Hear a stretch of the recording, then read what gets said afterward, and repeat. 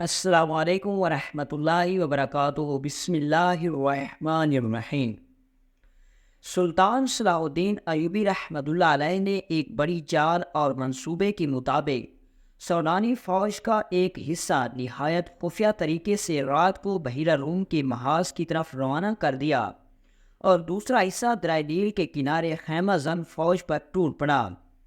اس فوج نے سیلاب کی طرح 1 میل میں پھیلی ہوئی خیمہ گاہ پر حلہ بول دیا اور بہت ہی تیزی سے اس علاقے میں پھیل گئی۔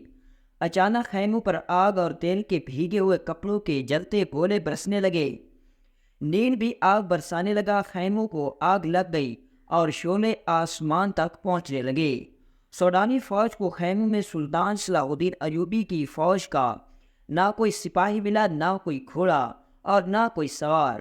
یہ صرف سلطان صلاح الدین ایوبی رحمۃ اللہ علیہ کی چال تھی کہ انہوں نے سودانی فوج کو یہ یقین دلایا کہ سلطان کی مصر فوج ساحل کے کنارے اپنے خیموں میں آرام کر رہی ہے، لیکن سودانی فوج کو یہ نہیں پتا تھا کہ جس فوج پر حملہ کرنے والے ہیں وہی فوج گھات لگائے انتظار کر رہی ہے۔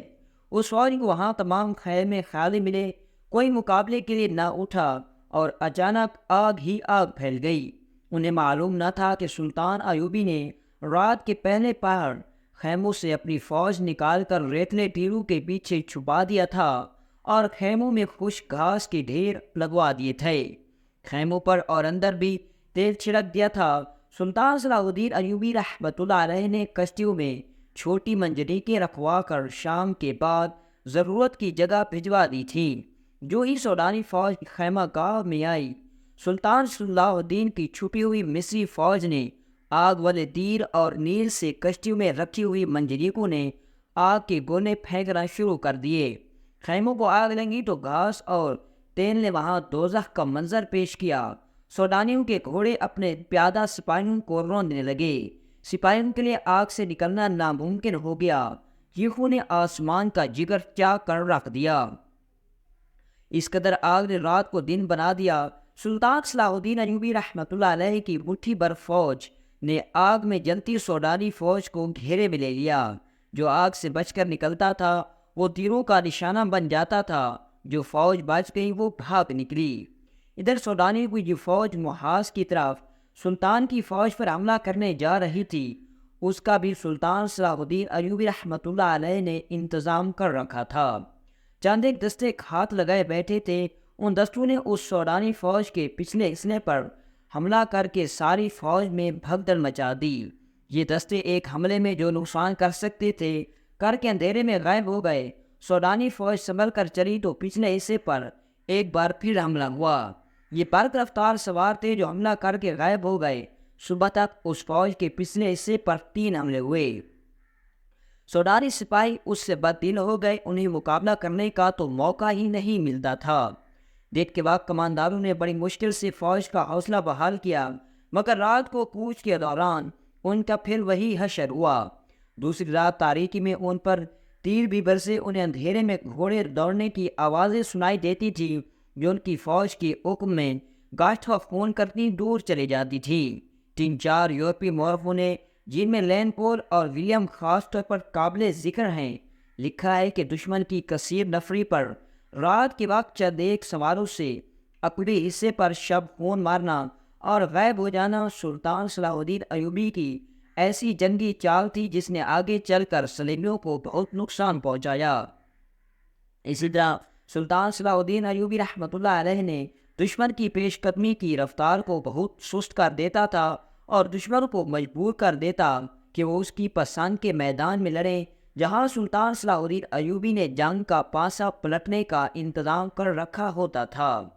ان مورخین نے سلطان صلاح الدین ایوبی رحمۃ اللہ علیہ کے ان جانباز سواروں کی جرأت اور برق رفتاری کی بہت تعریف کی ہے۔ آج کے جنگی مبصر جن کی نظر جنگوں کی تاریخ پر ہے، رائے دیتے ہیں کہ آج کے کمانڈو اور گوریلا آپریشن کا موجد سلطان صلاح الدین ایوبی رحمۃ اللہ علیہ ہیں۔ وہ اس طریقہ جنگ سے دشمن کے منصوبے درہم برہم کر دیا کرتا تھا۔ سودانیوں پر اس نے یہی طریقہ آزمایا اور صرف 2 راتوں کے بار بار شب خون سے اس نے سودانی سپاہیوں کا لڑنے کا جذبہ ختم کر دیا تھا۔ ان کی قیادت میں کوئی دماغ نہ تھا، یہ قیادت فوج کو سنبھال نہ سکی۔ اس فوج میں علی بن سفیان کے بھی آدمی سودانی سپاہیوں کے بھیس میں موجود تھے۔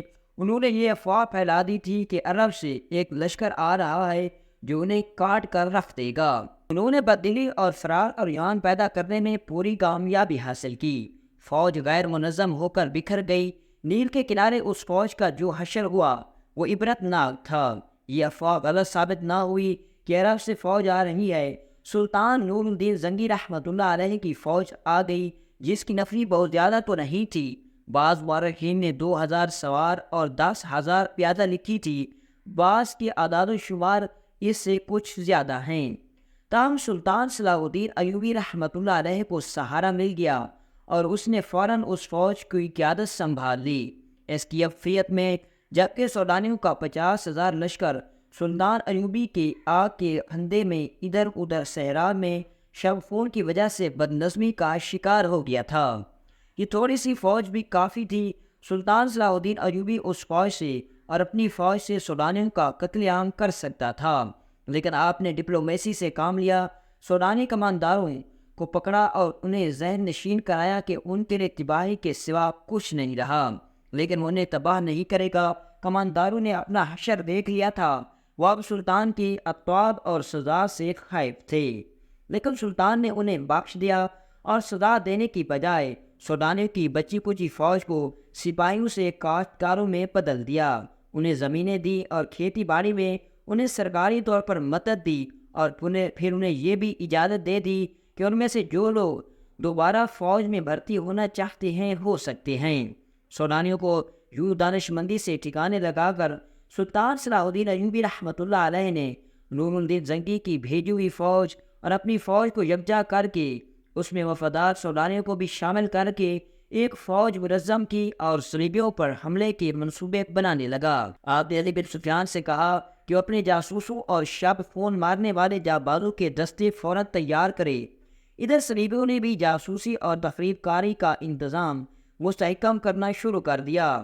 سلطان صلاح الدین ایوبی رحمۃ اللہ علیہ کے دور کے واقع نگاروں کی تحریروں میں ایک شخص سیف اللہ کا ذکر ان الفاظ میں آتا ہے کہ اگر کسی انسان نے سلطان صلاح الدین ایوبی رحمۃ اللہ علیہ کی اطاعت کی ہے تو وہ سیف اللہ تھا۔ سلطان صلاح الدین ایوبی رحمۃ اللہ علیہ کے گہرے دوست اور دست راست بہاء الدین شداد کی اس ڈائری میں جو آج بھی عربی زبان میں محفوظ ہے، سیف اللہ کا ذکر تفصیل سے ملتا ہے۔ یہ شخص جس کا نام کسی باقاعدہ تاریخ میں نہیں ملتا، سلطان صلاح الدین ایوبی رحمۃ اللہ علیہ کی وفات کے بعد 17 سال زندہ رہا۔ واقعہ نگار لکھتے ہیں کہ اس نے عمر کے آخری 17 سال سلطان صلاح الدین ایوبی کی قبر کی مجاوری میں گزارے تھے۔ اس نے وصیت کی تھی کہ وہ مر جائے تو اسے سلطان کے ساتھ دفن کیا جائے، مگر سیف اللہ کی کوئی حیثیت نہیں تھی، وہ ایک گمنام انسان تھا جسے عام قبرستان میں دفن کیا گیا، اور وہ وقت جلد ہی آ گیا کہ اس قبرستان پر انسانوں نے بستی آباد کر لی اور قبرستان کا نام و نشان مٹا ڈالا۔ تاریخی لحاظ سے سیف اللہ کی اہمیت یہ تھی کہ وہ سمندر پار سے سلطان صلاح الدین ایوبی رحمۃ اللہ علیہ کو قتل کرنے آیا تھا۔ اس وقت اس کا نام میگنانا ماریوس تھا۔ اس نے اسلام کا صرف نام سنا تھا، اسے کچھ علم نہیں تھا کہ اسلام کیسا مذہب ہے۔ صلیبیوں کے پروپیگنڈے مطابق اسے یقین تھا کہ اسلام ایک قابل نفرت مذہب اور مسلمان ایک قابل نفرت فرقہ ہے جو عورتوں کا شیدائی اور انسانی گوشت کھانے کا عادی ہے۔ لہٰذا ماریوس جب کبھی مسلمانوں کا لفظ سنتا تو وہ نفرت سے تھوک دیا کرتا تھا۔ وہ بے مثال جرأت کا مظاہرہ کرتے ہوئے جب سلطان صلاح الدین ایوبی تک پہنچا تو میگنانا ماریوس قتل ہو گیا اور اس کے مردہ وجود سے سیف اللہ نے جنم لیا۔ تاریخ میں ایسے حکمرانوں کی کمی نہیں جنہیں قتل کیا گیا یا جن پر قاتلانہ حملے ہوئے، لیکن سلطان صلاح الدین ایوبی تاریخ کی ان چند شخصیتوں میں سے ہیں جسے قتل کرنے کی کوششیں دشمنوں سے بھی کی اور اپنوں نے بھی کی، بلکہ اپنوں نے اسے قتل کرنے کی غیروں سے زیادہ سازشیں کی۔ یہ امر افسوسناک ہے کہ سلطان صلاح الدین ایوبی رحمۃ اللہ علیہ کی داستان ایمان افروز کے ساتھ ساتھ ایمان فروشوں کی کہانی بھی چلتی ہے۔ اس لیے سلطان صلاح الدین ایوبی نے بارہا کہا تھا، تاریخ اسلام وہ وقت جلدی دیکھی گی جب مسلمان رہیں گے تو مسلمان لیکن اپنا ایمان بیچ ڈالیں گے اور صلیبی ان پر حکومت کریں گے۔ آج ہم وہ وقت دیکھ رہے ہیں۔ سیف اللہ کی کہانی اس وقت شروع ہوتی ہے جب سلطان صلاح الدین ایوبی نے صلیبیوں کا متحدہ بیڑا بحیرہ روم میں نظر آب و آتش کیا تھا۔ بحیرہ روم کے پارا روم شہر کے مسافات میں صلیبی سربراہوں کی کانفرنس ہو رہی تھی۔ ان میں شاہ آگسٹا شارلمان اور شہنشاہی ہفتم کا بھائی رابرٹ تھا۔ اس کانفرنس میں سب سے زیادہ قہر و غضب میں آیا ہوا ایک شخص تھا جس کا نام ایملرک تھا۔ وہ صلیبیوں کے اس متحدہ بیڑے کا کمانڈر تھا جو مصر پر فوج کشتی کے لیے لے گیا تھا، مگر سلطان صلاح الدین ایوبی ان پر ناگہانی آفت کی طرح ٹوٹ پڑا اور اس بیڑے کے ایک بھی سپاہی کو مصر کے ساحل پر قدم نہ رکھنے دیا۔ مصر کے ساحل پر جو صلیبی پہنچے وہ سلطان صلاح الدین ایوبی کے ہاتھ میں جنگی قیدی تھے۔ صلیبیوں کی کانفرنس میں ایملرک کے ہونٹ کانپ رہے تھے۔ اس کا بیڑا غرق ہوئے 15 دن گزر گئے تھے۔ وہ 15ویں دن اٹلی کے ساحل پر پہنچا تھا۔ سلطان ایوبی کے آتشیں تیر اندازوں نے اس کے جہاز کے بادبان اور مستول جلا ڈالے تھے۔ یہ تو اس کی خوش قسمتی تھی کہ اس کے ملاحوں اور سپاہیوں نے آگ پر قابو پا لیا تھا اور وہ جہاز کو بچا کر لے گئے تھے، مگر بادبانوں کے بغیر جہاز سمندر پر ڈولتا رہا۔